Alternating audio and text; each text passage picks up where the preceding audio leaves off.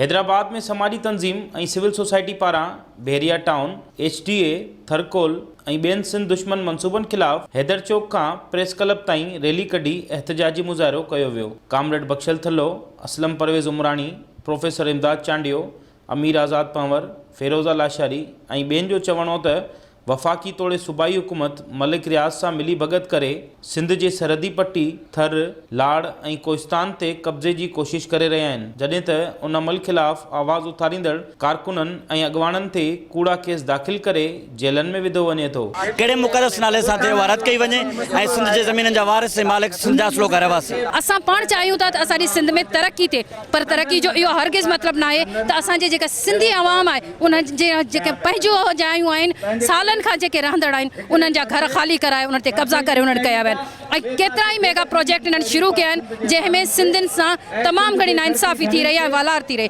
रियाज़ इहो यादि रखनि त सिंधी क़ौम पंहिंजे धरती बचाइण ख़ातिर सदाई मज़ाहिमत कई आहे ऐं आईंदा बि मज़ाहिमत कंदी रहंदी।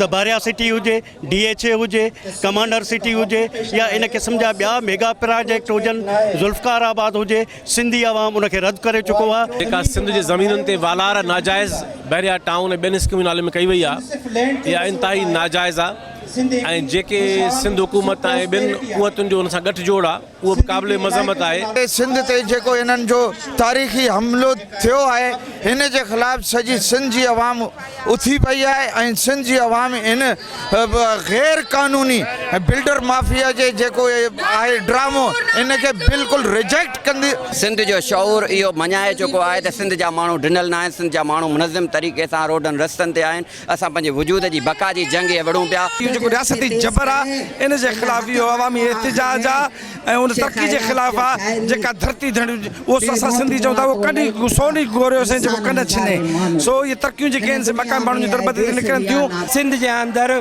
जेको आहे सो धारी आबादकारी खे हथी ॾेई ऐं सिंधियुनि खे अक़लियत में तब्दील कयो पियो वञे। असांजो मुतालो मुख्य सिंध में धारी आबादकारी खे ॿुजो ॾिनो वञे। हिननि मुतालबो कयो आहे त सिंध में धारियुनि जी यलगार खे रोके सिंध दुश्मन मंसूबनि खे फौरी तौरु बंदि करे सिंगार नूनारी खे फौरी तौरु आज़ादु कयो वञे। कैमरामैन शाहिद रिन सां गॾु फेरोज़ बबर, सिंध TV न्यूज़, हैदराबाद।